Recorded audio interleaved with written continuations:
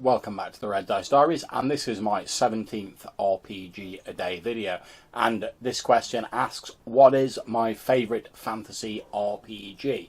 Now, if you'd have asked me this question up until recently, I would have said without a shadow of a doubt that this is my favourite fantasy RPG.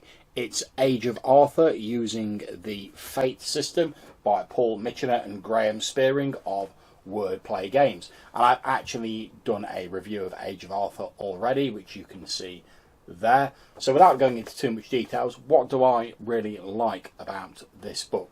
Well, I like the fact that it's set in a sort of darker, sort of Celtic fantasy world that we're all slightly familiar with from the tales of King Arthur and the legends, but that has had a bit more of a sort of grimmer, sort of darker, or I suppose you could say grittier feel put on it by Age of Arthur.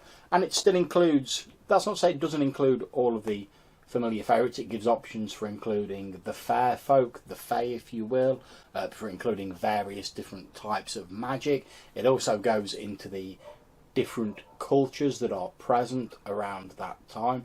And to be honest, I just find it a really comprehensive and complete book. It literally, if you want to run a sort of Celtic style of fantasy game, or one that's set in the time of King Arthur or around about that sort of period, you really cannot go far wrong with Age of Arthur. It's got everything you wanted. And to be honest, it also, in my opinion, has what I consider to be some of the best examples of how to do magic in the Fate system contained in it. So even if you're not thinking of running an Arthurian campaign or one set in ancient Britain, I'd advise you consider giving this a look anyway if you have any interest in how magic can be simply and yet interestingly done within Fate, which I would gather a lot of people do, since how do I do magic in Fate is one of the most often asked questions I've come across on the internet. So if you'd have asked me up until recently which is my favourite, I would have said Age of Arthur hands down, and it is still one of my favourites. However, it now shares the top spot in my Hall of Fame for fantasy RPGs with Crestfallen, written by Dan Hisgood, and I also did a review of that, which you can see there. And Crestfallen I like for a different reason, not just because it uses Fate as well, although obviously yes, of course I do love the Fate system. I'm aware I'm a massive Fate fanboy, and I make no apologies for that. However, the reason I like Crestfallen is because it has something different.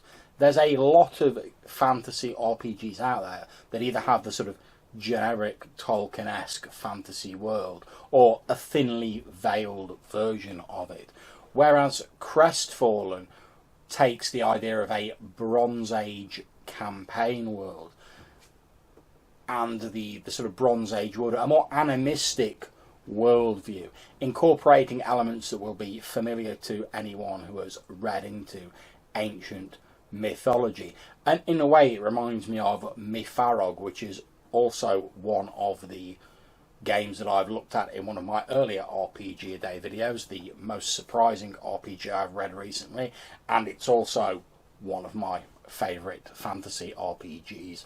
But I've already talked about that in an earlier video, so I'm going to carry on banging on about Crestfallen, which I think if you're looking for a fantasy RPG that is both easy to get into and presents an intriguingly different take on a fantasy campaign world, one where the spirits of the land are of great importance, and where there is an entirely sort of different society that's almost alien to our modern worldview, but still familiar enough that you can jump into playing it without having to absorb vast amounts of lore, then you really cannot go wrong with Crestfallen. And in fact, to be honest, I think both Age of Arthur and Crestfallen could be merged together to make an entirely intriguing fantasy RPG experience.